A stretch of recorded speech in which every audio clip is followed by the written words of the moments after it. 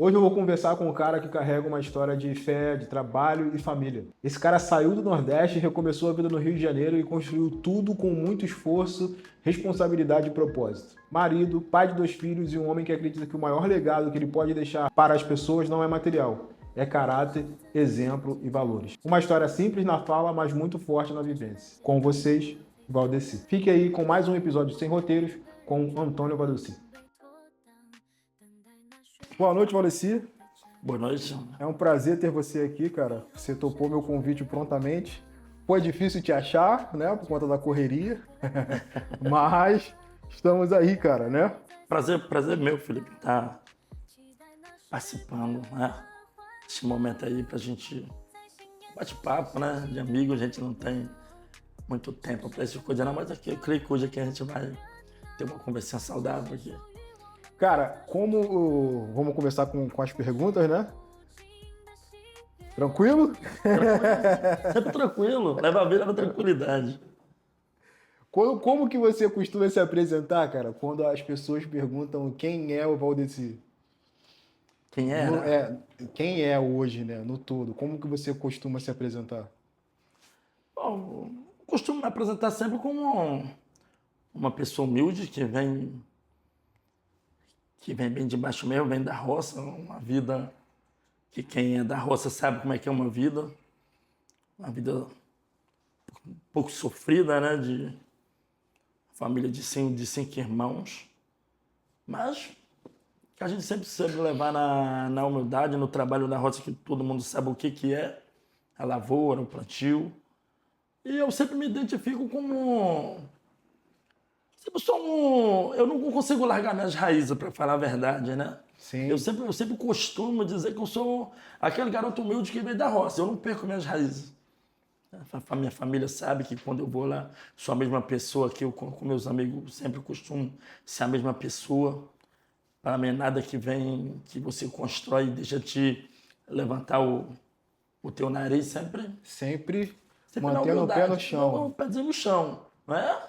A gente não sabe como é que é o dia de amanhã. Então, para mim, é sempre importante você saber de onde você veio. Sim, e é interessante você falar essa questão do Nordeste, porque lá em mais ou menos em 1930, né, começa uma migração do povo nordestino para as grandes capitais, por conta da escassez financeira, por conta da seca que atingia aquele local. E mais ou menos em 1970 e 80, essa migração ela começa a se intensificar mais, né?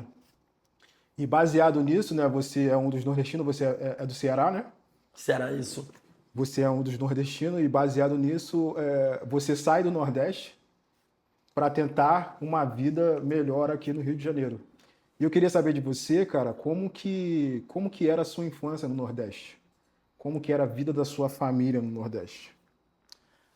Minha infância no Nordeste, Felipe, para falar a verdade, foi uma... Vou resumir em poucas palavras que...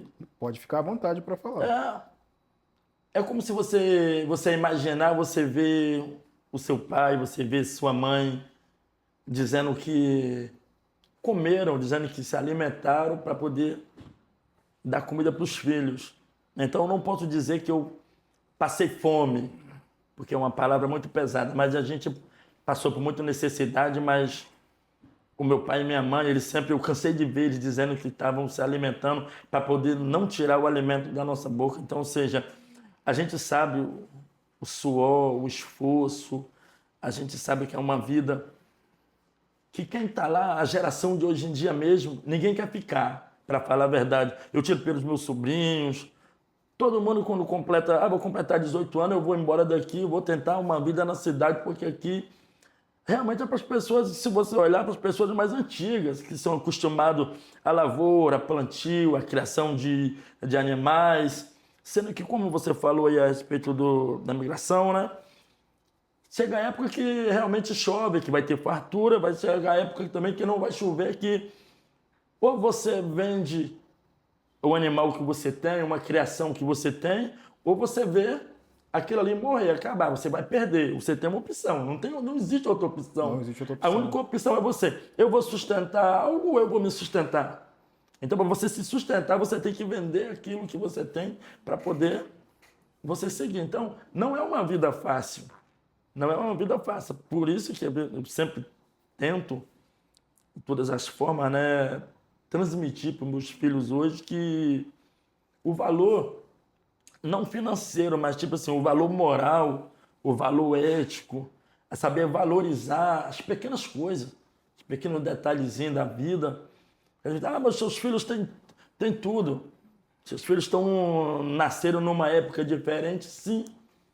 Mas eles tiveram um pai que passaram por uma época Que passou por muito muita coisa. diferente. Então, E você aqui em off contou para mim, né?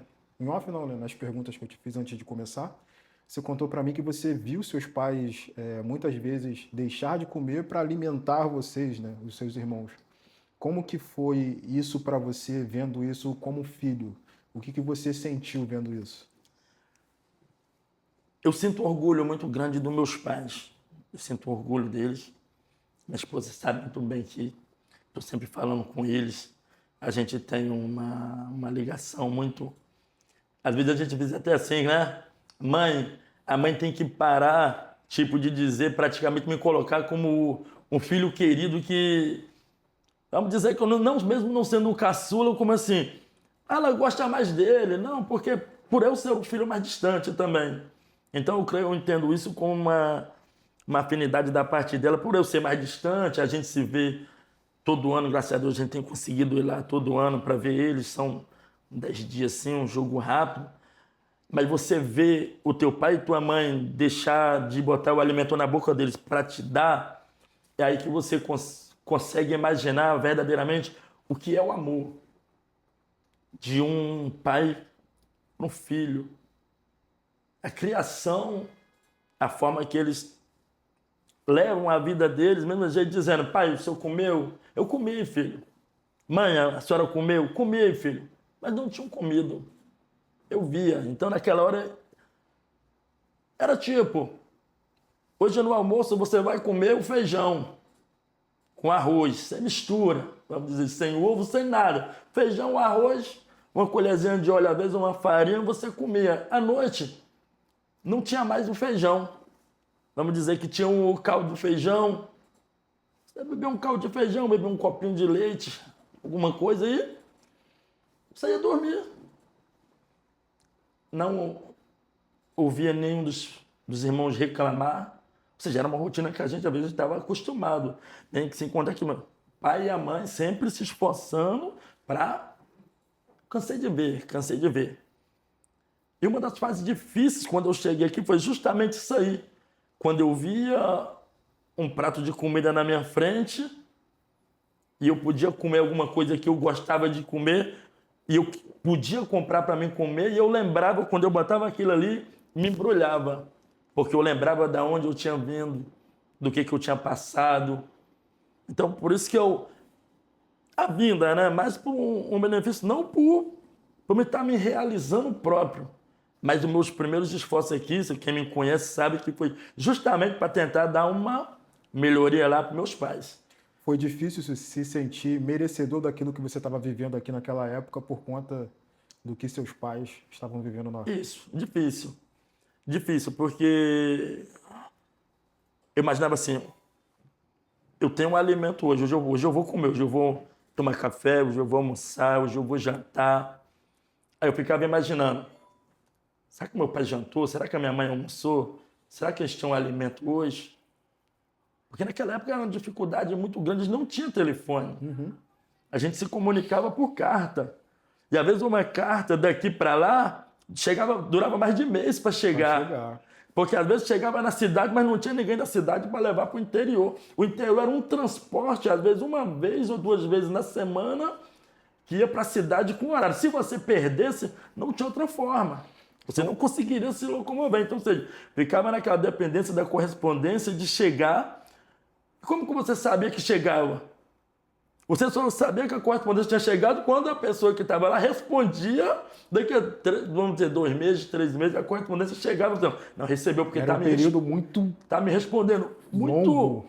Na época não é que, vamos dizer que eu seja muito distante aqui, vamos botar aqui uns 20, 23, 24 anos atrás.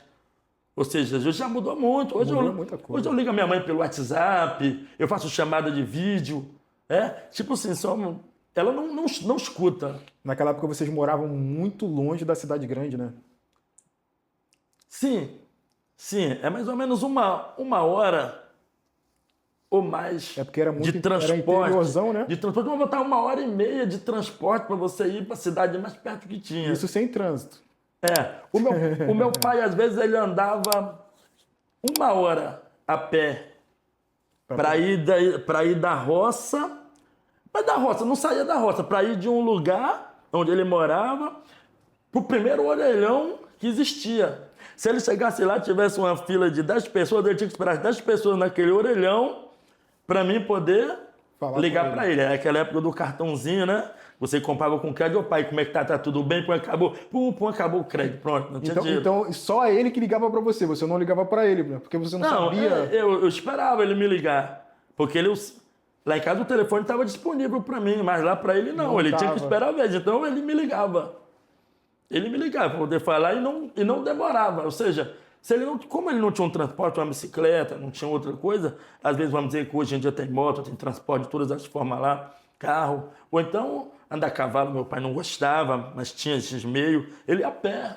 Então, ou seja, é uma hora mais ou menos a pé para poder fazer uma ligação, às vezes de 2, 3 minutos, para saber como que eu estava aqui. Como que eu estava aqui, para poder levar para o pessoal lá, pô, meu filho está bem, meu filho está vivendo, está tranquilo, está bem, está sendo bem cuidado no lugar onde ele foi. Então, ou seja, é uma história difícil, cara. É uma vida, é uma trajetória bem difícil que se você não valorizar aqueles simples momentinhos, as pequenas coisas que a gente fala, né? A gente só deixa passar, assim, você viveu, você não viveu nada, você não sabe nem a metade da história. Você viveu, não é de jeito que não. Viver, né? Sobreviver para viver. Naquela época você sobrevivia. E assim, cara, como que foi essa ideia de vir para o Rio de Janeiro para tentar uma vida nova aqui? Como que isso aconteceu para você? Para falar a verdade, não seria bem eu. Seria o meu irmão mais velho. Ele que viria, que na época eu vim para morar na casa dos meus tios, e a esposa do meu tio estava grávida na época, e ele precisava trabalhar, sair, né, aquele camelô, que nem fala aqui, né, de porta em porta, espelho, aquelas panelas, aqueles carrinhos, vendendo de porta em porta. Antigamente então, tinha muito isso aqui, né? Muito nordestino. Isso, nordestino, Para falar a verdade, muitas vezes eu penso que o pensamento do povo é assim, o nordestino vai para a cidade para vender de porta em porta. E muita gente acha que o nordestino ele não consegue muita coisa porque ele vem para essa vida, né? Mas, como eu voltando para a história, né, meu irmão não pôde vir porque ele estava com a namoradinha lá na época e aquele negócio de primeira, aquele amorzinho, aquelas coisas, ele não conseguiu vir. Então, meu tio já estava decidido a trazer alguém que realmente ele precisava de alguém, né? Para poder ficar fazendo companhia para a esposa dele, enquanto ele saia para trabalhar, justamente porque ele também não tinha parente aqui. Ele veio para morar com amigos, para trabalhar com amigos, para tentar a vida. Sim. Morar com amigos. Eu já vim para casa de um parente meu, uma diferença já muito, muito grande, entendeu? E foi nessa parte aí que ele lançou o desafio. Pô, tu quer ir, Valdeci? Falei, eu vou. Mas sem saber como é que era a vida na cidade, sem... Nunca tinha contato? Não. Eu ia, às vezes, na cidade, vamos botar que às vezes eu ia na cidade uma vez no ano. Na época, quem mora lá no Ceará sabe que às vezes a gente trabalhava o ano inteiro ali na roça. Aí fazia, vamos dizer, aquela safra de milho ali, uns 20 sacos de milho. Vou vender 15, vou ficar com 5 para alimentar os animais. Vendia aquilo ali, aí ia no transporte à noite para uma cidade lá chamada Canindé. Pera que na época eu não era da igreja ainda, a gente ia para festa de São Francisco da Chaga. É uma festa que ocorre todo ano lá, para comprar uma roupa barato, comprar alguma coisinha. Então, ou seja, você dependia da safra, você dependia da chuva ali, para você produzir alguma coisa para poder, final do ano, Pode ser assim, não é todo mês eu posso tirar dali, não. É você esperar Deus mandar chuva, aquele plantio, aquele processo todo, para você fazer alguma coisa para você ir lá e comprar. E o mais interessante disso tudo é que meu primeiro plantio que eu fiz, a minha primeira coisa que eu fui para lá e comprei uma panelinha desse tamanho para minha mãe, uma panelinha de alumínio, mas muito pequena, vamos botar, não cabe nem 3 ovos, se botar 3 ovos dentro da panela, não cabe. Não cabe. E hoje, quando eu vou lá, eu olho para a estante, para o armário de cozinha dela, o que está lá ainda? A até hoje. panelinha que ela te deu. A panelinha. Ninguém mexe na panelinha, fica aqui lá. Foi o Valdeci que me Até deu. hoje. Vamos botar aqui que eu tenho aqui uns 23 anos aqui, aquela panelinha deve ter uns 25 a 26 anos. E tá lá. E ela guarda só com areia. orgulho, né? Guarda. Ali ninguém pega. Ali não pega. A panelinha tá lá. Quando eu cheguei lá, ela olha, e a panelinha? Tá lá. Se for no armário, a primeira coisa tá lá bem de frente. Panelinha. Cara, você sentiu medo quando você tomou a decisão de vir para o Rio de Janeiro? O que passou pela sua cabeça? Mas medo dá. Medo dá porque você está saindo de uma vida, daquilo que você nasceu, se criou ali, para você ir para um lugar que você não conhece. Um lugar que você não sabe como é que é, você não sabe qual é a expectativa, você não sabe se você vai se adaptar. Mas o pior de tudo foi você sair de lá, quando você pegou a bolsinha com 2 mudas de roupa, botou dentro ali, né? E disse assim, eu vou embora para a cidade para tentar uma nova vida, e você olhar para trás e ver teus irmãos, vou deixar meu pai aqui, vou deixar minha mãe aqui. Mas o que eu estou fazendo? Bate um medo. Às vezes você olha para você e você diz assim, eu não acredito que eu tive coragem de fazer isso. Mas é aquilo, porque por isso as pequenas oportunidades às vezes só batem para você uma vez. Você tem a oportunidade de você fazer uma coisa uma vez. E às vezes numa oportunidade dessa a gente constrói justamente aquilo que eu estou contando aqui hoje. A gente constrói uma história de aprendizado, de esforço, de luta, de dedicação. Porque a gente constrói, a gente não pode deixar também de saber, pô, da onde eu vim, o que eu passei, o que eu vivi. Então, ou seja, o meu medo mesmo era saber, vai dar certo? Será que eu vou me adaptar? Você sentiu que estava apostando tudo nessa mudança, né? É um filme que passa na tua cabeça. Eu estou deixando as pessoas mais importantes da minha vida, estou indo embora. Estou indo embora. Vamos dizer, o que vai dar certo não é que você esteja se alistando para uma guerra e para a guerra saber que vai voltar. É diferente, né? Mas você, tipo, eu vou para lá, eu vou arrumar um emprego, trabalhar. Quando que eu vou ter condições de voltar e conseguir um dinheiro, de voltar para ver eles? Será que quando eu voltar para ver eles, eu vou ter coragem de voltar para lá de novo? É um certo medo, uma incógnita que ficava na minha mente, mas foi uma coisa que eu consegui tirar natural, entendeu? Quando estive lá já, graças a Deus agora, todo ano eu tenho conseguido ir lá. Pô, estão melhor do que eu. Os velhinhos estão melhor do que eu, né? Tem tudo lá, estão felizes, tem tudo. Vamos dizer que eles não têm necessidade, não tem falta de mais nada. Mesmo às vezes das dificuldades lá, pode não chover. Estão aposentados, os 2 lá, tranquilos, vivendo a vida deles. Precisar de alguma coisa, ligar para o filho aqui, o que a gente puder fazer. É uma vida de gratidão que a gente... Irmão, a Bíblia fala que honra teu pai e tua mãe para que se prolongue teus dias na face da terra. Isso é bíblico. Honrar teu pai e tua mãe. Aqueles que te geraram, aqueles que... Às vezes você não sabe o que eles passaram para poder dar um carrinho de plástico de R$1, de R$2, aqueles carrinhos, uma miniatura. Mas você não sabe o esforço deles para poder fazer aquilo ali para você. E marca, isso marca. É difícil, é difícil. Você fala assim, mesmo hoje, depois de tanto tempo, não tem como você falar, você lembrar e você não se emocionar lembrando do que você já passou, né, mano? Apesar que eu não tenho uma história, não, mas uma mudança já muito grande. A mudança é muito grande, né? Porque um passo importante. A gente quer construir alguma coisa, a gente tem que ir atrás. Pô, mas para me ir atrás eu vou ter que deixar algo para trás.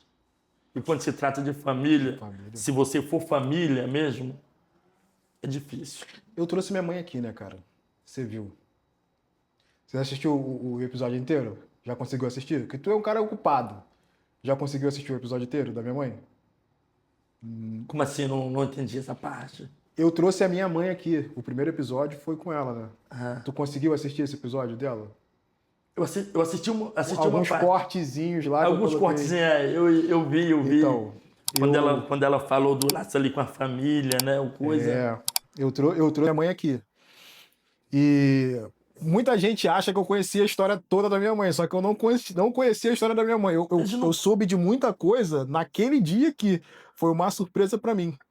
E depois, no off, eu conversando algumas coisas com ela, eu percebi exatamente isso aí que você falou, cara. O sacrifício que foi pra eles cuidarem da gente, né? E os nossos pais, eles passam muito por isso. Eles escondem muitas histórias justamente pra gente não. Justamente pra gente não. É tipo assim, muitas coisas ele deixa oculto. Eles engolem calado. Eles não querem Justamente, passar não pra quer- gente a dor que eles estão sentindo, né? Eles querem passar pra gente apenas as coisas boas da vida naquele momento, né? Eu enxerguei muito dessa forma. Eles queriam me criar com a concepção de que a vida ia dar certo. mas hoje você escuta uma história dessa, hoje você vê seu pai e a sua mãe falando de uma parte dessa, você tipo assim, hoje eu tenho um casal de filhos, você não tem filho ainda, mas um dia você vai ver que tipo assim, pô, será que eu vou conseguir ser pelo menos a metade Do que meus pais de foram. pai, né, do que meu pai foi pra mim? Será que eu vou conseguir ser pro meu filho pelo menos a metade do que meus pais foram pra mim? É difícil, Felipe, é muito difícil. Tem muitas histórias que eles não vão contar. Às vezes eles vão partir, você pode até ficar sabendo por outras pessoas, mas eles não vão contar Exatamente. do que eles passaram para poder você. Algumas perguntas que eu faço assim pra minha mãe, ela desvia, cara. Ela não fala. Ela não conta, ela não quer passar isso, ela não quer passar essa história para frente. Coisas de dores que eles sentiram, de aperto que eles passaram. Às vezes a gente só consegue saber, às vezes por boca de alguma tia, de algum tio que conta, ou então a percepção da gente mesmo ali, que é filho, né, conversando entre a gente. E a gente, caraca, naquele tempo, será que estava acontecendo isso? E eles realmente têm essa coisa de. Eles, né? Eles têm essa coisa de esconder as coisas da E gente, se eles estiver por perto, eles ainda vão tentar dar um corte para você para você não não saber. complementar, não entender, né? Era uma parte até que alguém já falou, eu não lembro mais quem me falou, que disse que na época a minha mãe tipo assim, não era um filho planejado para aquele momento.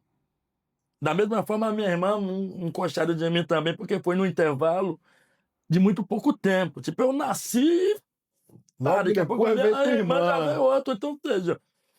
E o mais interessante da história lá no Nordeste é que por mais que a dificuldade seja maior lá, a pessoa tem mais filho, cara.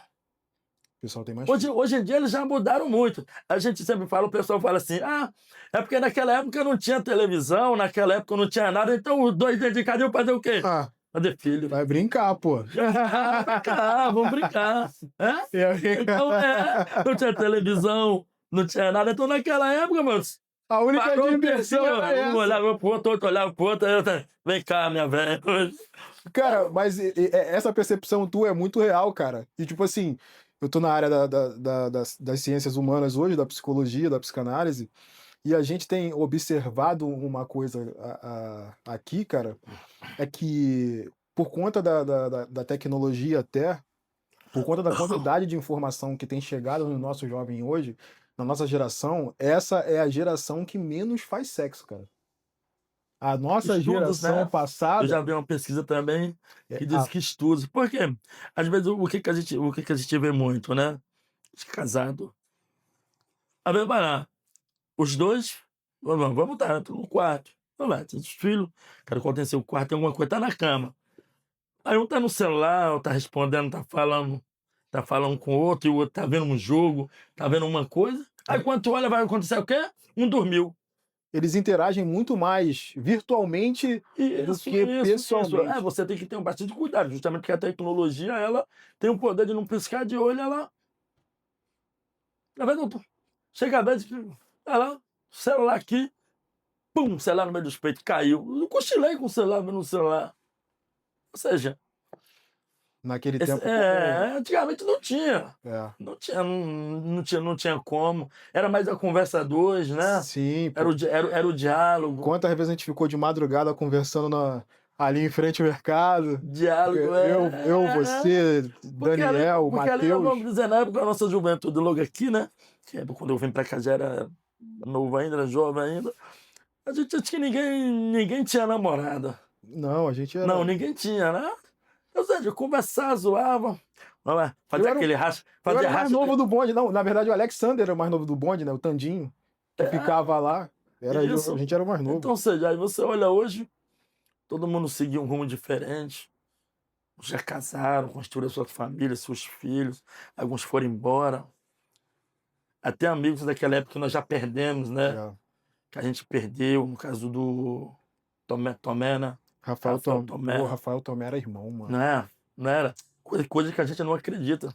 Rafael Tomé Coisa era que a gente irmão. não acredita. Morreu num acidente de moto. A vida é aquilo. É por isso que às vezes a gente tem que, nessa percepção aí, a gente vê que a gente tem que viver os momentos de acordo com o que você puder viver, mas viver intensamente. Porque a gente não sabe a gente só tem o agora, cara. Só tem o agora, o presente aqui. Só tem o agora. O que a gente não sabe o que vai acontecer quando a gente descer ali no prédio ali, cara. A gente não sabe. Você tem que se preocupar. Eu falo, não, tem que ter preocupação de viver hoje. Exatamente. De viver hoje. Amanhã você pode ser só saudade, só lembrança na vida de alguém. Então, ou seja, a vida é justamente uma trajetória muito rápida, que às vezes não piscar de olho. E a gente tá falando aqui desse papo de quando a gente era mais novo, que a gente ficava conversando de zoeira até tarde, a gente não tinha compromisso, a gente não tinha responsabilidade nenhuma. E você já chegou aqui, né?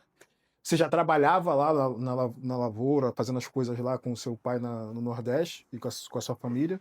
Mas você chegou aqui e você precisava trabalhar. Como que foi o primeiro emprego aqui para você? Desde os 6, 7 anos que eu sempre ajudei meu pai na roça. Estudava e ajudava meu pai na roça. E aí, tá curtindo esse vídeo até aqui? Então faz o seguinte, se inscreve no canal, deixa seu like e compartilha esse vídeo com alguém. A gente trabalhava com o nosso pai, ajudando a mãe. Porque desde pequeno lá na roça não tem essa de você... sou homem, você não pode lavar roupa, né? Muita geração de hoje em dia que tem esse negócio aí de não poder... Não. Aquelas rodiazinhas na cabeça de pano, né? Uhum. Botava aquela bacia, ia pra dentro do rio, para aquela cacimba. Pegar água, lavar roupa, independente se era roupa de mulher, se era roupa de homem, tinha que lavar, tinha que ajudar. Enquanto a mãe estava fazendo uma coisa, às vezes o pai e a mãe trabalham na roça, porque muitos trabalham, lá a mulher trabalha aqui, né? O homem, onde o homem trabalha, a mulher trabalha. Na roça, minha mãe cansou de trabalhar na roça, ajudava os pais dela, meus avós já se foram. Ela trabalhava na lavoura, na roça, ajudava meu pai, até hoje ainda, pelas raízes dele, eles ainda trabalham. Eles ainda trabalham. Estão com quantos anos, seus pais? Trabalham. Meu pai está com 60 e... É uma boa pergunta. Meu pai deve estar com 65, por aí, minha mãe com 62. Achei nessa base aí, rapaz. Nessa faixa, né? É por aí, por aí, nessa base aí. E aí você chegou... Eu sou muito difícil de lembrar datas. De lembrar datas. De lembrar datas. Eu também, irmão, eu sou muito ruim. Eu sou muito difícil de lembrar datas. Eu também sou horrível. Horrível. Se alguém já pergunta, qual a data do teu casamento? Aí procura a aliança. Se a aliança não estiver aqui, filho, já era. A Amanda tá ali, a Amanda vai te matar. Aí depois eu chego em casa, desligo o celular, resolve. Desligo o celular, resolve. Como é que é? Chega em casa, desliga o celular e resolve.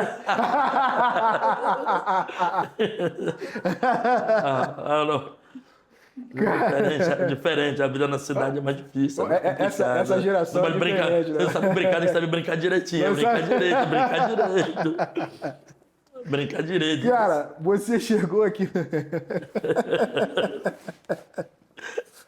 Você chegou aqui no Rio, cara, e você conseguiu um emprego, né? Conseguiu trabalhar. Como que foi e onde foi esse emprego? Para falar a verdade, eu não fiquei parado aqui, né? Eu capinava quintal, eu trabalhava em obra, eu vendi picolé em Miguel Couto. Eu lembro trabalhei com o Varejão dos Doces, lembra? Varejão dos Doces, né? Com ele. Vai mandar? Pode mandar? Pode mandar aí, pô. É doce toda hora, é doce todo dia, é o Varejão dos Doces trazendo alegria. Por favor, não vá embora, que esse doce é muito bom. No Varejão do Doce tem bala e tem bombom. Vai ou não vai? Vai. Poxa, foi uma época que muitos dos meus amigos às vezes falavam, pô, tu não tem vergonha, não? Eu lembro dessa época, eu lembro. Me zoavam muito naquela época. Tu Varejinho. Não tem vergonha, não? Eu falei, cara, não tenho vergonha. Não tenho vergonha, porque eu acho bonito.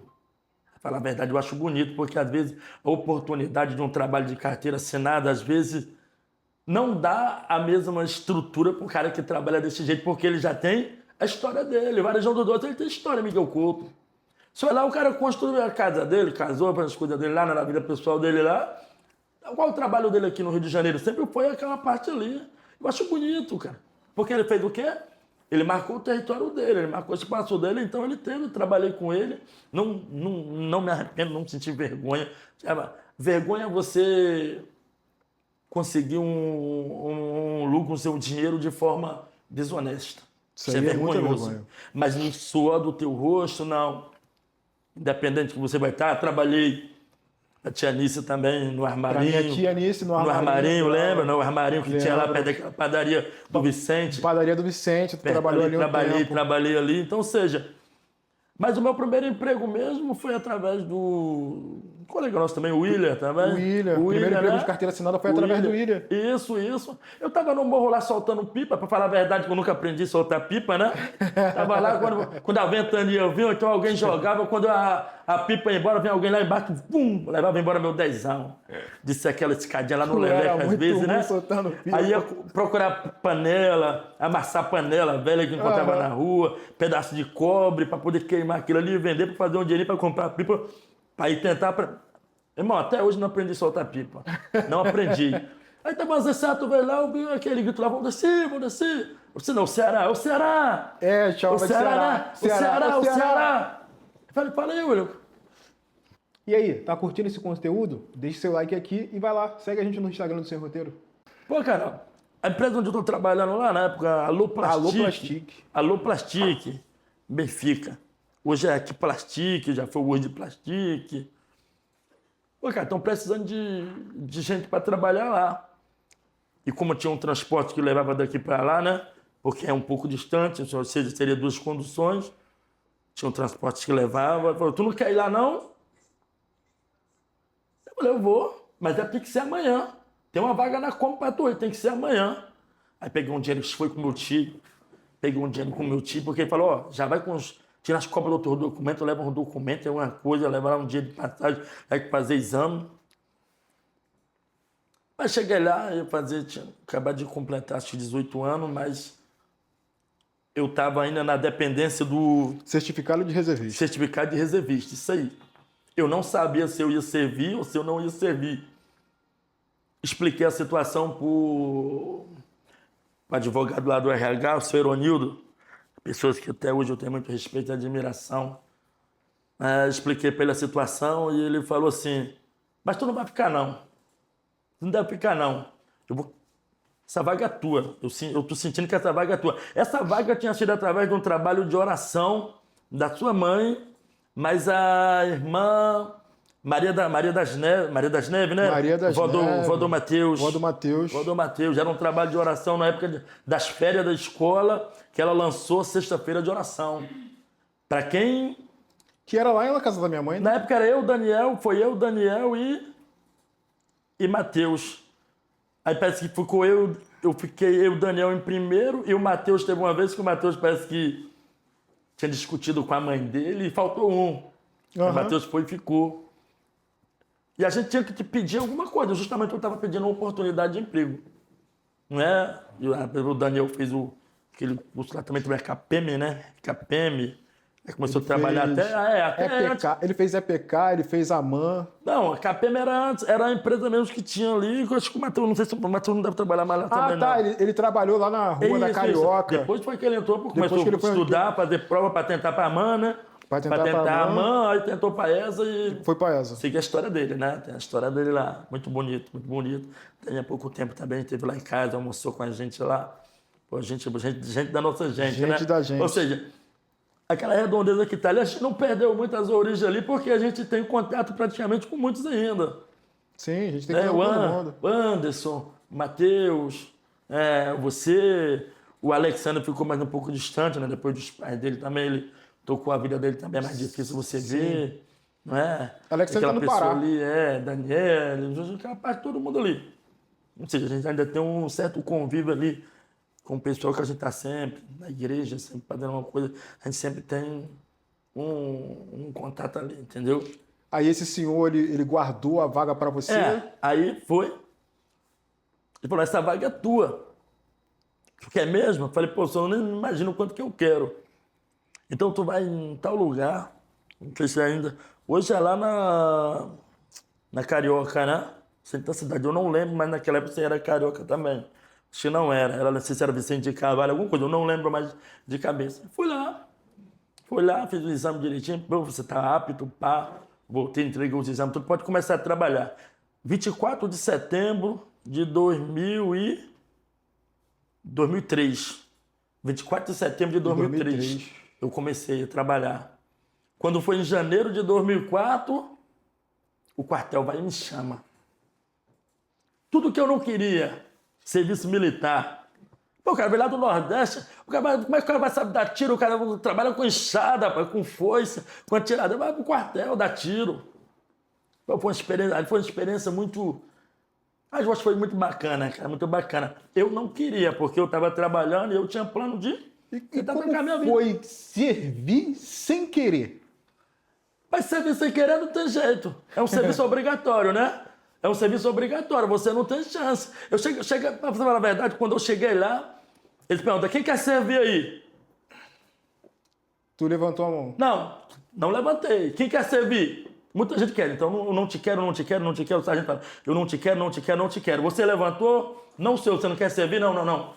Pra tu saber que eu não fui com a tua cara, eu te quero. O cara falou, deixa ele assim pra mim.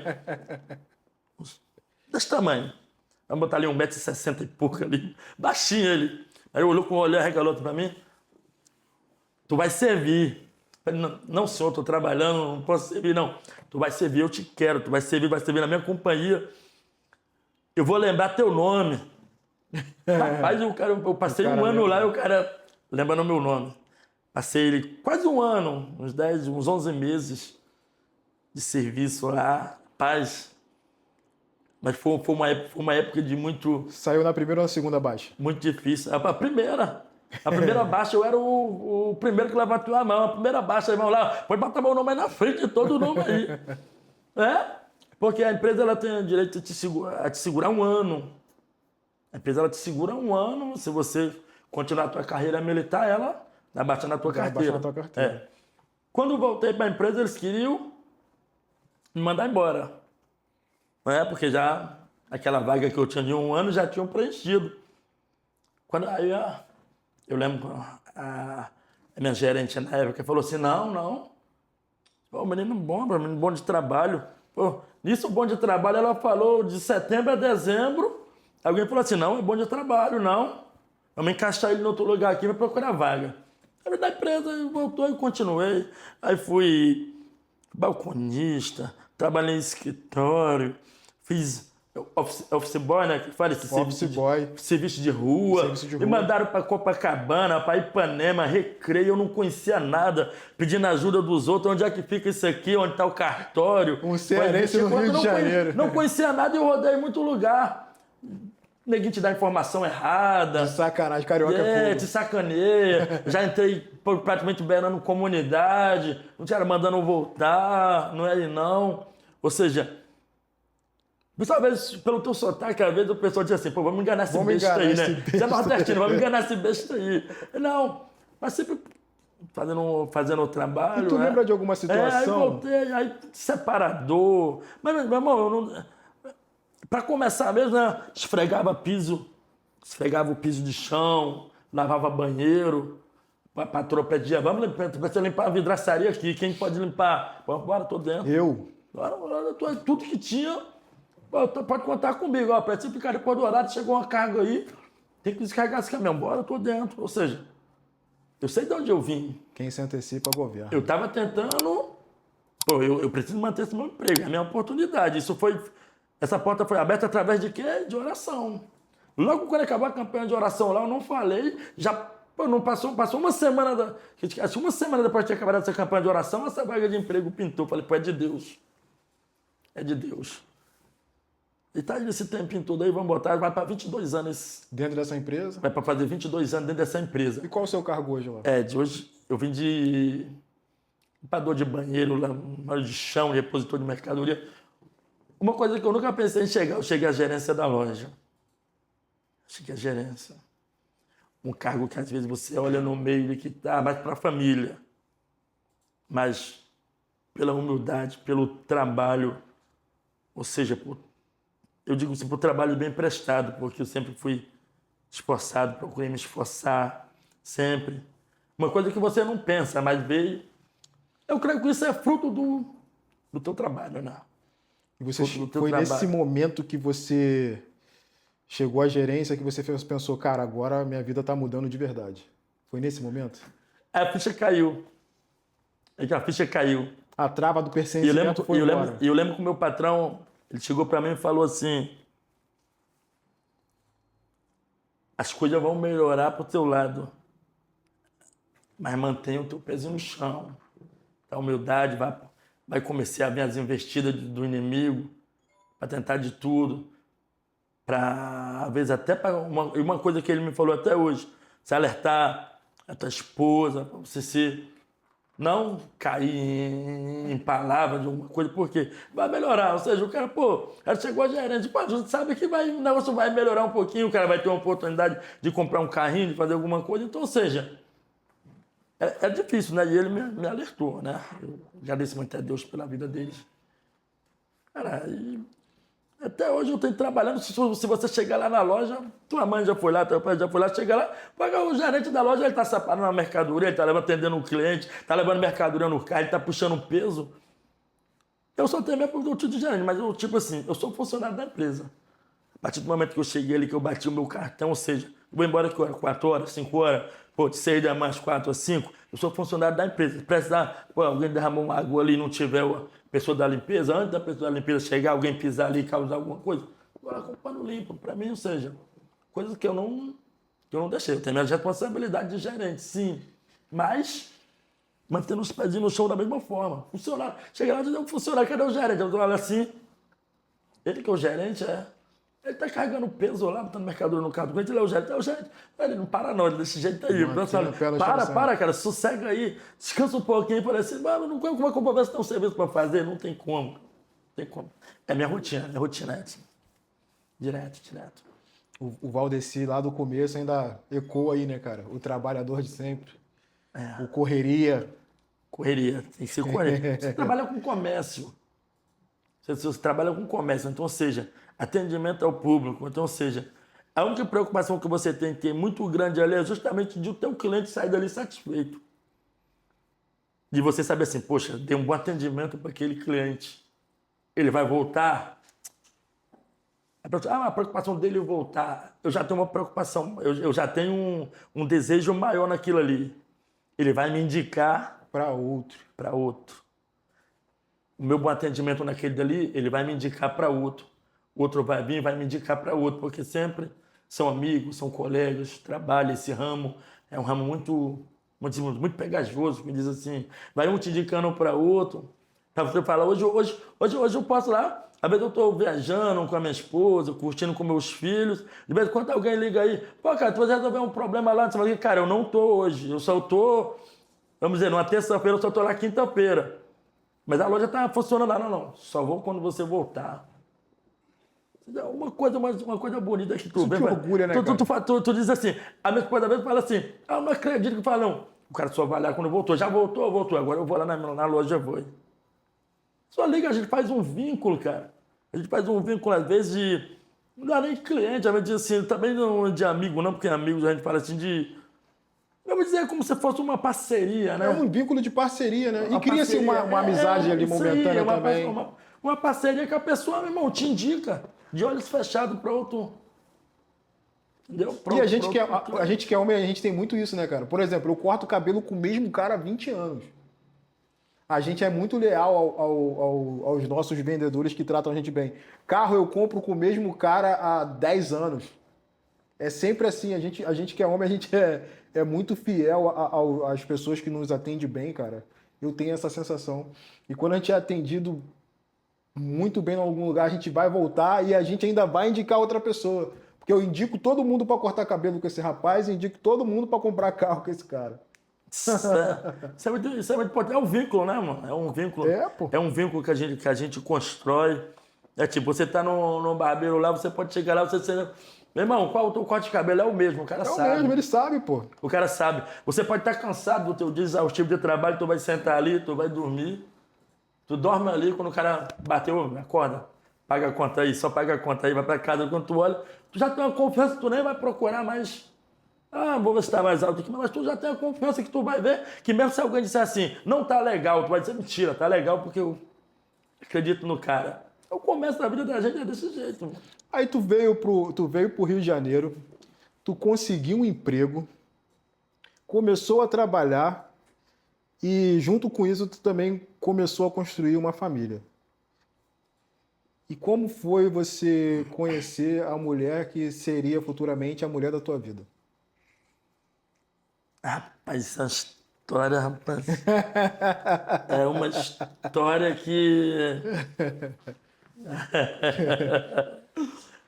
Ela te olhando Mas ali. depois da época, no começo, pra falar a verdade, nessa época aí, é a época que eu mais estudei na minha vida. Porque toda hora eu passava lá no portão atrás de um livro para estudar. Mentira. Mentira. Desculpa pra Era ver desculpa ela. pra ver ela. Desculpa. Mas, e foi justamente a mulher que eu escolhi para viver a vida inteira do lado dela, era justamente uma das mais difíceis pela família que ela tinha, pelo próprio pai dela, né? Uma das mais difíceis da época. Pra namorar ela. O pai dela era turrão. É isso. Brabo. Famoso Pirex. Famoso Pirex. Era brabo, ou seja, vai mexer com Brabo aquele cara ali, demais. não vai não. Pra ter ideia, no dia que eu decidi que eu ia pedir ela em namoro pra ele, né? Na igreja, ela se trancou no banheiro, chorou, desesperada. Meu pai vai me matar, meu pai não quer saber desse negócio, não. E a Tatiana sabia, tua irmã, a Madalena sabia. Ela era o cúmplice do negócio, né? E ela disse, não, vai, não deixa não, tu quer mesmo, não deixa não, vai lá. E foi eu lá, né? Tremendo igual vara verde. Tremendo, irmão, eu baixinho, o cara 2 metros de altura, olhei pra ele assim, ô irmão Luiz, e me gaguejava já, né? Depois do culto eu posso falar com o senhor? Eu falei, sim. Eu passei o culto todo agoniado, quando acabou o culto, eu falei assim,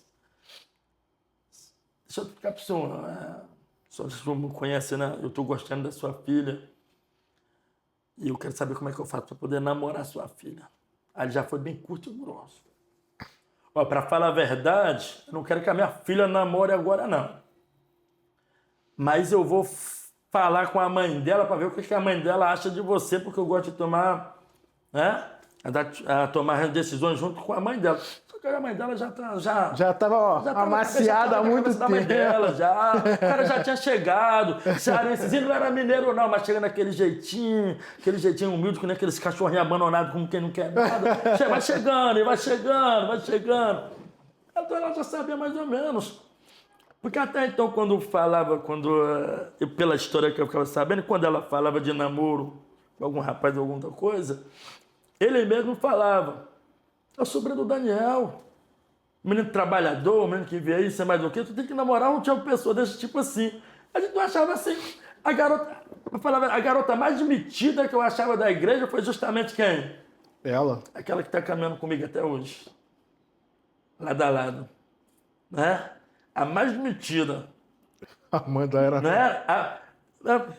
Tu lembra da época das festividades, do coisa para escolher roupa, Pra pra escolher, coisa? nossa. Meu irmão, que furada Que era. dificuldade. Tu chegou a usar as camisas lilás que botaram pra gente? Usei Que era lilás, igual aquele azul, cara. bege, tudo quanto é cor. O Wesley Preza, né, mano? Meu Aquelas Deus. camisas lilás. E se não batesse o uniforme, não batesse de acordo com o que ela gostava, que ela gostava, ela não né? queria ir, se trancava, queria chorar, não fazia. A Madalena até hoje conta. Piacenta. Ih, era E aonde eu chata. fui amarrar meu jegue? Lá, nesse lugar mesmo. Tá até hoje com o jegue amarrado ali. Até hoje, né? E vocês construíram uma família, né, cara? Deu.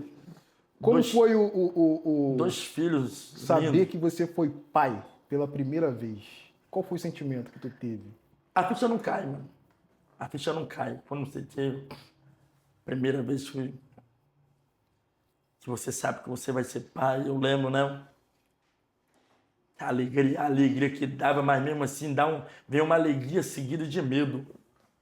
Porque na época, tipo assim, caramba, a gente tem a responsabilidade de construir uma família, tem a esposa já dando trabalho pra gente não deixar faltar, agora vai vir mais um. Ou seja, a preocupação chega na tua cabeça, o que eu vou fazer, o que eu vou fazer? Tu tem que continuar fazendo o quê? Trabalhando. E na época que ele nasceu, você morava ainda em cima da casa dos pais dela, né? Ou já, Quando já tinha se mudado? quando a gente casou, a gente morava de De aluguel, naquela De casinha aluguel. lá. Teu pai tinha uma Kombi. Meu pai metia. Teu pai tinha uma Kombi. Eu vou contar essa história da Kombi também. Não, quando a gente, no casamento, depois do casamento, ele foi lá com a Kombi levar os presentes, né? Aquela caixona de papelão cheia de presente, né? Aí ele me ajudou naquela caixa a entrar lá para dentro da casa, na casa de aluguel, na rua lá do Lapete, lá mesmo, né? E até hoje ele lembra, ele arregalou 2 olhão para mim quando ele acabou de botar a caixa lá. Meu tchau, vamos fazer um café pra gente? Ele arregalou, eu disse, café, pai, tá maluco, rapaz? Você tá daqui a pouco aí, você tá vindo pra casa com a tua mulher, vai me oferecer café, rapaz. Arregalou o olhão, voltou pra cama, pegou a cama e meteu o pé. Até hoje ele lembra. Pô, o cara tá saindo do casamento já, mas pra noite de núpcias, você vai fazer café pra mim? Pros outros não. Aí eu vou meter o pé, mano. Até hoje ele lembra, mano. Então, ou seja, é que a gente vai construindo, né? A gente vai contando aqui, que a gente vai construindo uma história que fica, que a gente vai passar a vida inteira, a gente vai lembrar. Ele vai lembrar disso. Isso são o quê? São memórias. São memórias, pô. São Memórias que a gente vai construindo, né? A gente tem memórias boas, tem memórias ruins. Mas, voltando, né? Então, deu 2 filhos. Kaique já fez 15 anos já agora. Kaique já vai fazer 15 anos, a menina já em maio agora faz 10 anos. Ou seja, E você passou por um momento complicado com o Kaique, né, cara? como assim eu não entendi? Você passou por um momento complicado com o Kaique, né? Foi Passamos. No mês do aniversário dele, 2023, não foi isso? 2025. 25? Foi 2025. Em março de 2025. Dia 9 de março de 2025. De madrugada a gente saiu com ele pro hospital, né? Pro Pronto Baby, lá em Tijuca, né? Para internar ele para fazer uma cirurgia de escoliose. Essa cirurgia é uma história longa, a gente contou o testemunho na igreja. Nós perdemos o Kaique e Papai do Céu trouxe o Kaique de volta pra gente. Resumindo, né? A cirurgia não deu certo. Uma cirurgia. Fez a cirurgia, falam que os aparelhos parou, como se o Kaique tivesse morrido. Traduzindo bem em português, bem claro. Aí, na pressa, voltaram lá pra gente para pedir autorização da gente para desfazer a cirurgia, né? Desfazer a cirurgia, meu filho ficou uns 3 dias em cima de uma cama com a coluna solta, escoliose, né? Coluna, cheia de parafuso, mas afrouxou tudo, soltou tudo. Ou seja, 2 cirurgias num dia. Depois, ficou esperando um tempo, ficou entubado, né? Processo que eu achei que era forte, mas eu vi que eu... Nesse momento você viu Não, que não era forte. não era forte. Quando eu fui ver o Kaique no quarto, na cirurgia, ele entubado, lá mesmo na parede, eu encostei, desmaiei, cara. Eu nunca pensei em ver meu filho num estado daquele dali. Nunca, nunca, nunca. É triste. O testemunho do Kaique é um milagre de Deus na nossa vida, né?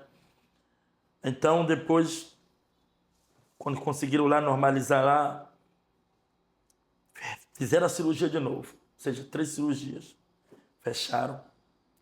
Quando a gente estava pensando já, isso durou quase um mês lá, acho que foi 28 dias. Lá, né? Quando eu estava pensando em vir para casa, aquela cirurgia do Kaique abriu. Ou seja, contraiu uma bactéria lá dentro, teve que reabrir tudo, fazer a raspagem, a limpagem de tudo, fechar de novo. E depois de uns 28 dias a gente trouxe esse menino para casa. Mas nesse percurso aí, os médicos acharam que ele podia ficar com sequelas, ou no coração, ou no pulmão, ou no rim, alguma coisa, ou na cabeça. E quando o cardiologista lá, né, fez os exames todos, e, cara, papai, minha esposa, quando que ela chorou naquele dia, a gente viu que realmente Deus, ele opera milagre, cara. Fala assim, ó, Kaique não tem nada. Nada de sequela, não tem nada. O Kaique, o coração tá reagindo tudo.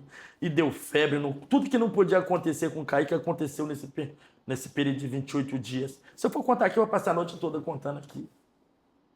Mas hoje o Kaique pulando na piscina, jogando bola, fazendo tudo. Depois de um ano, meu filho devolveu qualidade de vida o Kaique, porque Deus, ele trabalhou, Deus, ele foi fiel. O Kaique conta o testemunho que foi no paraíso, que ele foi lá num campo todo, então ele contando pra gente, pô, que ele via pedia papai do céu para voltar. Ele conta isso? Ele contou. Que ele viu o Que ele paraíso. foi, Conta pra ele gente foi isso. num lugar, tipo, onde tinha as portas, né? Tinha tudo branco, tudo verde. E tipo tinha uma porta mais larga, né? Tipo assim, chamando ele como se fosse um caminho de perdição, e a portinha, vamos dizer, mais estreita, como se fosse onde ele viu as pessoas de branco, alguma coisa, e ele pediu, ele falando assim, falando pra mãe dele, contando, né? Ele conta a história pra mãe dele. A mãe dele, toda vez quando lembra, ela chora, ela não... Ele pediu a Deus para voltar, para ficar mais um pouquinho de tempo com o papai e com a mamãe. Esse foi o momento mais difícil que eu passei na minha vida até hoje. O momento mais difícil foi onde eu vi que a força, o machismo, não, pô, nada me abala, nada me derruba. Mas você vê quando mexe nos teus, não é nada, vira uma criança. Você fica para baixo, desestrutura, para te falar a verdade, né? Desestrutura. Não quer dizer assim, que eu perdi a minha fé, não, mano. Eu já estava dando um milagre. Deus já tinha dado vida para ele, retornado a vida para ele. Eu sabia o quê? Que tudo na vida é um processo. Você sabia que 95% das pessoas que assistem nossos vídeos não são inscritos no nosso canal? Eu acho que Tua o processo bela é te avisou deserto, pra gente né? nesse momento? Processo é Se inscreve aqui no nosso deserto. canal. Porque isso não dura para sempre, é uma fase. A gente sabe que vai passar. Mas tu tá preparado para passar com isso ali? É difícil. É difícil. Para quem está lá vivenciando é difícil. Você contava assim, o fulano de tal passou por isso, eu achei difícil. Difícil mesmo você viver aquilo ali que você está passando. É difícil, é difícil. E você... Então foi um período que, meu irmão, me abalou. Complicado. E você acha que o que te sustentou naquele momento ali tão difícil foi apenas sua fé? Porque razão já não tinha nenhuma. Você tem que confiar na equipe médica que está ali. Você tem que confiar. Mas você tem que confiar mais e mais no médico dos médicos. A fé. A fé, ela te sustenta. Em qualquer situação que você estiver passando, a fé, ela vai te sustentar. Você vai aprender a confiar mais em Deus, você vai aprender a ter mais fé em Deus.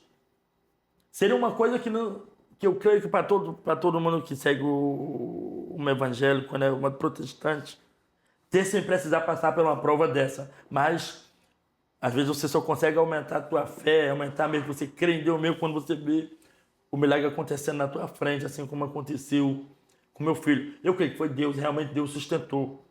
Deus sustentou, porque a gente não teve força, né?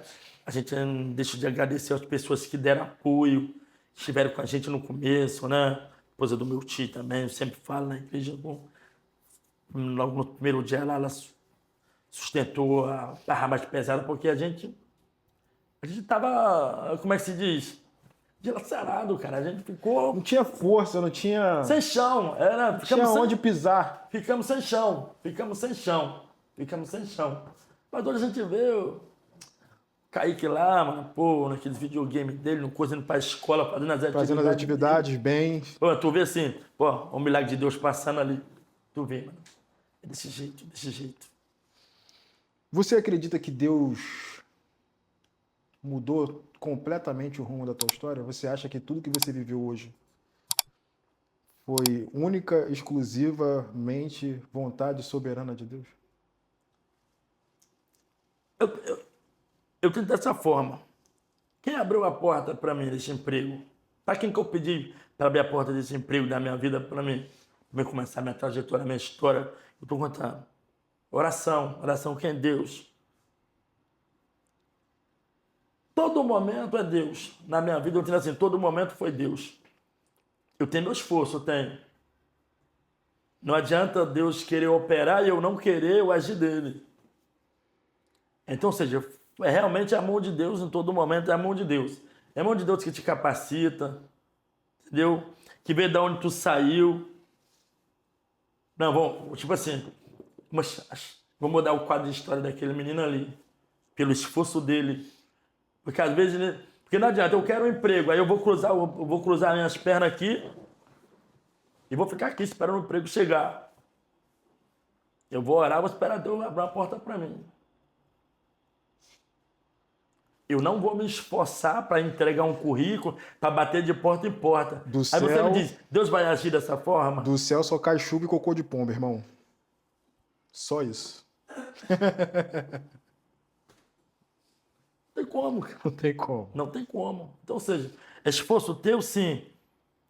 As coisas que às vezes a gente constrói por mérito do nosso esforço, sim. Pelo teu esforço você pode conseguir. Porque se fosse assim, vamos dizer assim, se você falar de religião, né? Ah, outra classe de outra religião, não, a pessoa não pode ficar bem sucedida, não pode ter nada, pode. Porque a pessoa esforça, a pessoa estuda. O sucesso não está atrelado à religião, né? Isso. Então, pelo teu esforço, vai honrar, vai. Pelo teu esforço você vai conseguir, vai. Você vai empreender, vai dar certo. Por quê? Porque pelo teu esforço, pela tua capacidade de você ver as coisas se encaixar, né? Sim.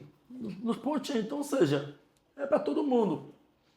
Para todo mundo. Mas da minha parte eu vejo assim, que sempre foi Deus me capacitando. Porque da onde eu vim, para me entender, no começo, até para falar, né? Você vê se você tem vergonha até de falar perto de alguém, porque o pessoal ficava rindo, né? Do modo que a gente falava, o sotaquezinho. Sotaquezinho. Mudou, meu mudou Cearense bastante. mudou pra caramba. Mudou muito. Tu já tá mudou quase muito. um carioca. Mudou muito. Às vezes o Tá quase mudou um muito. carioca Você já. vê pessoas que às vezes não mudam, não conseguem mudar. O meu mudou muito. Mudou muito. Mas também onde você trabalha, né, irmão? É impossível não mudar, né? Tu trabalha no porque você tá Ceasa, com irmão. várias, Tu trabalha no foco dos cria, pô.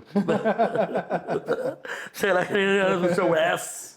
Cara, Mas, a gente tá caminhando pra parte final do episódio. Mais uma vez eu quero agradecer a sua presença aqui por isso. Mas assim, eu preciso, cara, que você me responda 4 perguntas simples. 4 perguntas simples. Eu vou te fazer a primeira, você vai responder. Vou te fazer a segunda, você responde até a gente chegar na quarta. A primeira pergunta é: existe algo que você quer dar para os seus filhos que você não teve? E quando eu falo dar para os seus filhos, eu não estou falando de coisas materiais apenas, eu estou falando no sentido geral. Tem alguma coisa que você não teve que você quer passar para os seus filhos hoje? que eu não tive, que eu quero dar para meus filhos. Essa parte, a pergunta é meio difícil de você responder, né? Porque, diferentemente da época do meu nascimento, do meu crescimento, da época dos meus filhos, hoje muita coisa mudou. Mas eu recebi amor quando era pequeno, cuidado. Tudo isso tudo isso eu transmito ao meu filho, o amor, o cuidado. Até hoje mesmo, né, eu estava lá no trabalho, do nada abri o zap, estava minha filha. Papai, o senhor cuida muito bem de mim. Aí as lágrimas foi do nada no zap, assim, do nada. Eu cheguei em casa falando com a minha esposa. Acabei de mandar uma mensagem para mim do nada, assim, eu tinha falando com elas aqui para elogiar duas pessoas que era a inspiração delas, né? Então, que eu não tenha, que nessa parte, Felipe, eu não posso ser uma palavra, uma coisa que eu dizer assim, que eu não tive amor, que eu não tive uma coisa. Então tudo que eu tive, que eu puder transmitir para eles, de ensinamento, de raiz, de moral, de história, eu quero passar para eles. Mas eu só quero que eles entendam lá na frente, quando eles forem ter a família deles, montar a família deles também, do meu legado, da minha história.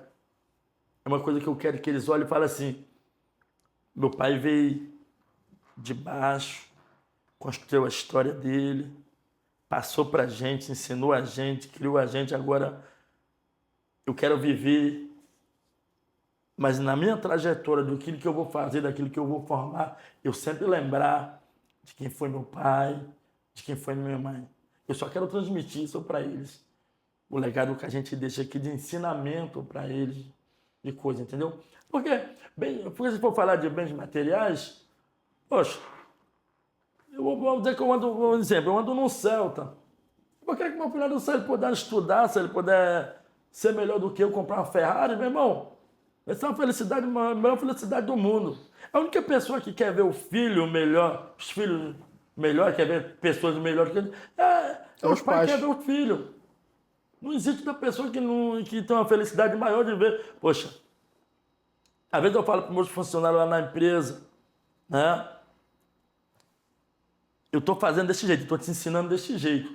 Mas eu vou ficar mais feliz se você fizer de um jeito diferente, melhor do que isso que eu estou fazendo. Porque eu sei, eu inspirei alguém. A pessoa vai olhar e vai dizer assim: rapaz, eu vou tentar fazer. Você vai o quê? Tentar. Eu assim, já consegui infiltrar na mente dele ali. Mesmo que a pessoa não consiga, a pessoa fez o quê? Tentou. Então é um conjunto que você leva para a vida, que você faz que... E você já respondeu a segunda pergunta. Sem saber, você respondeu a segunda pergunta. Que a segunda... Não tem problema nenhum. Muito bom você já ter respondido. Me poupou fazer a pergunta. Pode fazer. A pergunta era: o que você quer deixar de legado para os seus filhos? Você já respondeu. A terceira pergunta é: que tipo de homem você espera que seus filhos vejam quando eles crescerem? Que tipo de homem? Quando eles olham para você. Mas eu quero que meus filhos olhem para mim e vejam um homem humilde. Um homem humilde, um homem trabalhador. Um homem que sempre se preocupou em fazer as coisas certas, que nunca abriu mão do certo, né, para falar a verdade. Mesmo que muitas vezes para a gente, às vezes é dolorido, às vezes é uma coisa. Um homem que sempre se afastou de coisas erradas. Eu quero que meus filhos vejam em mim e vejam assim: meu pai deixou um legado de humildade. De humildade. A primeira coisa, é uma coisa importante que eu quero que meus filhos, de humildade. Da onde eu venho, da minha história. Então, ou seja, eu quero que eles vejam assim: não, meu pai era um homem humilde, mas ele conseguiu as coisas dele, na história dele, na trajetória dele. Ele nunca esqueceu de onde ele veio. Ele nunca esqueceu de onde veio. Qualquer lugar. Ele pode estar no lugar, ele pode estar no meio de doutores, mas ele vai lembrar de onde Ele veio. da onde ele veio. Raízes é uma coisa que você não pode deixar sair da tua cabeça. Mano. Porque aonde? É onde começou a tua história. E tem muita gente de hoje em dia que esquece. Acende na vida e esquece de onde veio. Esquece de onde veio. Esquece de onde veio. Tem muito isso. E assim, cara... Então, eu quero que meus filhos olhem para mim e vejam assim, poxa, a formação que meu pai teve, da vida difícil que ele teve, aonde ele chegou, que eu creio que eu não... Da onde eu vim, para mim, já é uma história muito... Já é uma mudança de vida muito, mudança de vida muito absurda. grande. É uma mudança de vida muito grande. Eu só quero que eles olhem e vejam assim, não, eu quero lembrar do meu pai, da onde ele começou, pelo que ele fez para ele conseguir ser quem ele é. Ou seja, lá das raízes, do ensinamento lá do berço não, né? Que lá não é berço, é buraco no chão, rodeado de madeirinha, botava sentado lá e ali tu subia naquela madeirinha, e ali tu prendia engatinhar, e ali tu aquela fralda de pano, ali tu comia barro, tu comia pedra, tu comia tudo ali. Era criado daquele jeito. Ou seja, tuas raízes estão lá. Cuidado, o filho usar fralda pamper. Ah, não, tem que usar a fralda que não... Essa daí não pode, tem que usar outra, tem que ser com água, tem que ser... Não, esse negócio não, irmão. Fralda de pano, então pelado com bingolinho balançando lá, vai soltando lá e tu vai aprendendo a andar. Quando olhava, tava o bichinho lá dentro do curral lá das ovelhas lá, mamando direto na teta da ovelha? na cabra, o leite da cabra direto na teta da cabra. Assim, claro, deixei com meu pai, irmão. Meu pai de madrugada lá pô, tirar o leite, vamos lá, o pai tirar o leite da vaca lá, vamos lá, vamos tirar lá. Copão de leite, do jeito que saía, com aquela espuminha, natural, irmão, natural. Então, Quarta pergunta. Cara, essa quarta pergunta, eu sei, cara, que a gente nunca vai conseguir devolver para os nossos pais tudo aquilo que eles fizeram pela gente. Isso eu tenho... Eu nunca vou conseguir devolver para meu pai e para minha mãe tudo que eles fizeram por mim. Mas eu posso, de alguma forma, retribuir. E na sua história, cara, você viu seu pai e sua mãe deixando de comer para alimentar vocês. E, de alguma forma, você sente que você retribuiu todo esse cuidado e esse carinho que eles tiveram por você?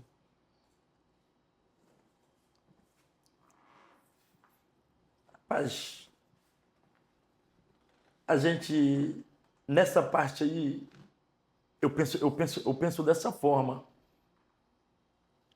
Eu já ajudei muito meus pais, ajudei muito eles. Mas, pelo que você me falou agora aqui, pelo que eu te passei também, né? De ver eles deixar de comer para alimentar a gente, essa parte eu não vou conseguir retribuir nunca. A gente nunca vai conseguir retribuir nada do Eu que posso dar carro, eu posso dar casa, eu posso dar dinheiro, eu posso dar o que for para ele. Mas esse exemplo de vida aí, eu não consigo retribuir. Eu consigo ser um bom filho, passar para meus filhos aquilo que eles foram, para mim tudo. Mas essa parte aí, eu não consigo... A gente não vai conseguir retribuir, cara. Mas você conseguiu contribuir um pouco com a história deles. Porque você vai olhar, a gente vive épocas muito distintas, épocas muito diferentes. Épocas muito diferentes. Nunca que você vai conseguir retribuir aquilo que os teus pais fizeram para você hoje. Se hoje eu estou aqui conversando contigo aqui, abertamente contando a minha história, devo o quê? A eles. Pelo homem que eles formaram, pela educação que eles deram, pela dificuldade de aprender a superar as dificuldades da vida. Porque tem um ditado, nem todo mundo nasceu no berço do filho do Neymar, né? Não. Eu tô falando, nem todo mundo, né? Quem dera. Para uns a vida é muito mais difícil, muito né? mais... Então, eu estou contando um pouco da minha história porque eu vivi, eu posso falar abertamente aqui que eu não consigo, jamais eu vou conseguir retribuir o que eles fizeram por mim. Eu já penso até tipo de uma forma, uma hora para outra a gente sabe que na velhice eles vão precisar mais da gente, né? Porque é uma fase que eles vão voltar a ser crianças, eles vão precisar da gente. Sim, Mesmo na sempre. distância, se meu pai precisar de mim, minha mãe precisar de mim, jamais eu vou negar assistência para eles, mas retribuir o que eu vi que eles fazendo por mim. Nunca vai Ué, conseguir não tem retribuir. como, não tem como.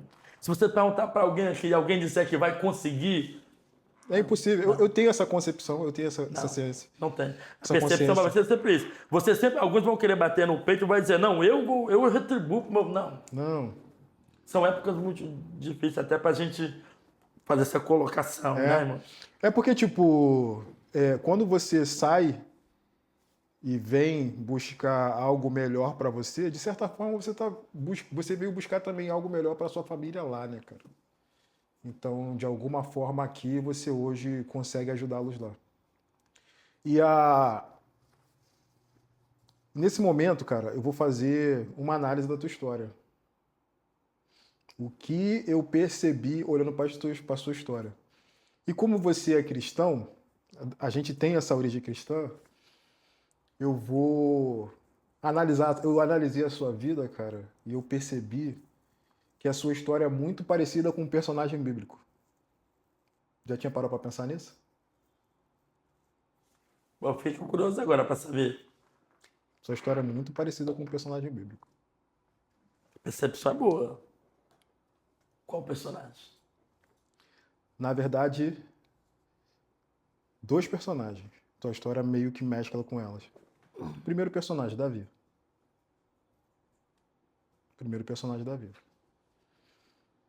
Quando Samuel vai escolher Davi, Samuel não foi atrás de Davi. Samuel foi atrás de quem? Do irmão mais forte, mais bonito, mais desenvolvido. Porque naquele tempo, uma das condições para o cara ser rei é que ele tinha que ser forte e bonito. Pô, coisa que pra mim dá ruim, né? Dá ruim, muita Pelo amor de coisa. Deus, não fala isso não. Para você dar Forte que você tá dizendo, parro, não é gordinho não, né? forte e bonito. Uma das coisas que eles escolhiam, que eles viam, né, era se a pessoa era forte, se era bonita.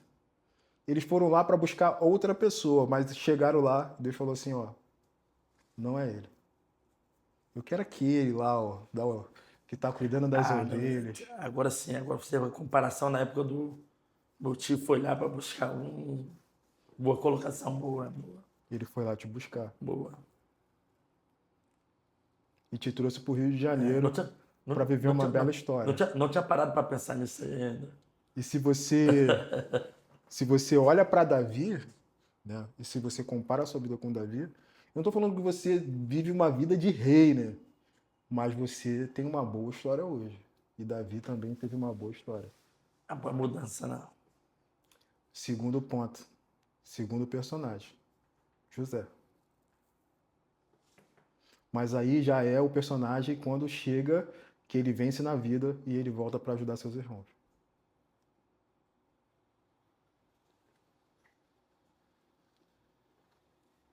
Essa é a minha análise da tua história, cara. Dois personagens bíblicos muito fortes com os quais você se identifica muito. Você é forte. Hein? Você é forte, bem colocado. Nunca tinha parado para pensar nisso? Nunca tinha parado para pensar nisso? Não. Nenhum desses dois dessa colocação, Sua história é muito parecida. sério mesmo, por Deus, nunca parei pra pensar ao ver uma colocação dessa daí, não. E falando de acordo com a sua fé, porque esse podcast é um podcast laico, né? Ele não tem religião. A gente conversa sobre tudo um pouco, mas falando dentro da tua fé, cara, dentro daquilo que você acredita, assim como José e Davi, você foi um escolhido. No meio dos seus irmãos para mudar a história deles. É. Muito bem colocado. Essa parte eu não tinha realmente parado pra pensar dessa forma, mas não. Visão boa. Boa visão. Cara, mediante a isso, quero te agradecer demais, cara, demais pela sua contribuição, pela sua história. Foi um prazer imenso, cara, te ter aqui. Relembrar os momentos que a gente viveu. Né?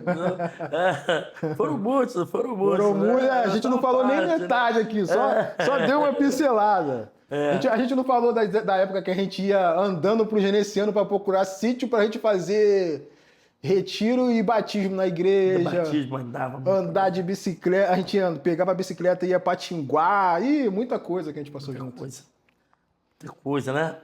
Te agradecer imensamente, cara. Cada ensaio, pá. Ensaio do ministério. As bandas, então, que a gente arrumava. Que a gente inventava, irmão. Meu Deus, mano. As bandas que a gente inventava, cara. Tava. Mateus. Cara, as bandas que a gente inventava, cara, né? Era muita loucura. Festival de louvor, que Festival de cantar. Pelo amor de Deus. Sabe uma coisa que eu lembro, que passa na minha cabeça até hoje? Não sei se você vai lembrar, não sei se a Amanda lembra também. Nós chamamos a Estela, cara, pra... Tu lembra disso? Lislane? A gente chamou a Lislane, cara, pra cantar na igreja. Lislane, na época, era uma cantora muito famosa. Fazia muito sucesso. Ela cantava com a Fernanda Brum, com a Estela, com a Ludmilla Feber na época. Naquela época a gente andava só pela fé mesmo, né? Pô, pela fé. A gente chamou ela, meteu ela num palanque velho. Que... Tu lembra? Tu não lembra de lembrar disso, não. Caraca, meu irmão! História, cara, história. Muito bom, cara. Bom, Cara, mas assim, muito obrigado pela sua contribuição. Foi um prazer imenso ouvir a sua história. Acredito que muitas pessoas que te ouviram aqui hoje, elas vão se identificar e você, com certeza, vai ser o motivo de encorajamento para muita gente. A sua história é uma história de muita força, de muita coragem, de muita dedicação. E eu acredito que tem muita gente precisando ouvir isso.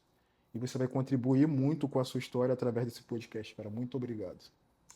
Eu que agradeço, né, pelo ter aberto espaço aí pra gente, pra mim poder falar um pouco da minha história também, minhas orações. Pode ter certeza que eu sempre orando pelo você, pelos seus projetos.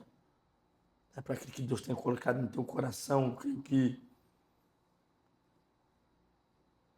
se é da vontade de Deus, Ele não deixa pelo caminho, Ele não deixa pela metade, Ele finaliza. Então, eu creio que, sempre, como você sempre um jovem que corre atrás dos teus objetivos, dos teus sonhos, né? Você tem propósito, você tem projeto.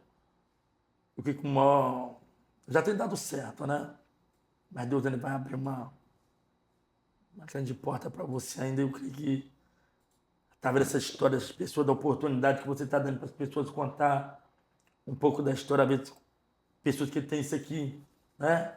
Engasgado de vontade de contar para alguém, até que escrever um livro. Eu creio que se vem aqui, vai ser muito bom ter esse projeto. Eu creio que vai ser abençoado, porque vai sim. Eu creio que para você pensar num negócio desse daqui, você tem que ter direção de alguma coisa. E às vezes, não é cor da minha cabeça. Não. Você pode até achar que é cor da sua cabeça, mas Deus ele só coloca na nossa cabeça, no nosso coração, aquilo que a gente tem capacidade de levar adiante, que vai servir de exemplo, de ganhar vida, de ganhar alma, de mudar a percepção das pessoas para ver o outro lado da vida. Tem gente que reclama tanto da vida e não aguenta passar metade do que nós estamos falando, do que nossos pais passaram, do que eles escondem que viveram, passaram, para poder a gente estar aqui conversando aqui hoje. Cara, eu tenho 2 propósitos de vida. Mediante isso que você está falando, eu tenho 2 propósitos de vida. Um dos propósitos da minha vida é contribuir de alguma forma para a melhoria da sociedade. Essa é uma forma. Esse é um dos meus propósitos. O meu segundo propósito de vida é... Eu penso... A gente foi criado na mesma religião. Eu sou cristão hoje. Meu podcast não é cristão, mas eu sou cristão. E eu penso religião, eu penso Deus, eu penso espiritualidade de uma forma ampla, claro. E um dos propósitos da minha vida é aproximar a sociedade, nem que seja 1%, nem que seja 0,5% de Deus. ou da espiritualidade, ou daquilo que ela tem concepção do que é algo divino para ela. Esse é um dos meus propósitos. Felipe, o que você está fazendo aqui, você vai conseguir a história de muita gente. Muita gente que tem até medo de colocar aquilo que tem guardado para fora e vai colocar, porque a pessoa vai se sentir até mais leve. A pessoa vai se sentir até mais leve, porque de uma forma ou de outra você já está começando a... Não sei quantas pessoas já passaram aqui conversando, estiver de frente a frente com você, e que você já... Se você parar para olhar, eu estava vendo a história da tua mãe, que ela estava passando, não ouvi o coisa todo, mas umas partes. E você já consegue ver tipo, a diferença. As pessoas vão querer, vão te procurar, pô, me leva para me contar lá, me leva. Já me acontece. Leva pra contar. Se já não tiver acontecido. Um dos slogans do podcast é Sem Roteiros Podcast, né? E aí, qual é a sua história? Esse é o slogan do podcast. E as pessoas elas realmente querem contar a história dela. Porque às vezes abre a visão, né, da pessoa, tipo, o que está preso, que você quer conversar, quer expor, coisa boa. E aí, terminando uma vez na sua coisa, tem muita história triste também, que pessoas que vão passar aqui, que vão viver, isso tudo vai ficar como que experiência. Como experiência para Tanto todo para mundo. você que está aqui sentado batendo um papo, como para as pessoas que estão lá fora observando. Pois que a pessoa passou por aquilo tudo ali, nem parece. E ele está ali de pé desse jeito, falando espontaneamente. Aí vai abrir a visão das pessoas juntamente. Pô, os objetivos do cara é aproximar a sociedade de Deus. Por que a sociedade precisa hoje em dia de Deus? A gente tem visto as dificuldades aí, a gente vê guerra em tudo quanto é lugar. E a Bíblia fala que isso aí é apenas o princípio das dores. Ou seja, ninguém sabe o dia de amanhã, como a gente está aqui, a gente não sabe o que vai ser amanhã, se vai ser um legado, apenas que nós fazemos história. Eu tenho a minha história, você tem a tua história. Meu irmão tem a história, a Amanda tem a história. Cada um tem uma história diferente. Mas o objetivo bom, muito bom, que você tem na sua perspectiva de vida aí, justamente através dessa história, você aproximar as pessoas, a sociedade de Deus, o que Deus vai te honrar. Esse teu projeto aí, irmão. O que Deus já é contigo já e vai abençoar esse projeto aí. Irmão, muito obrigado. Foi um prazer te receber aqui. Prazer meu, pai.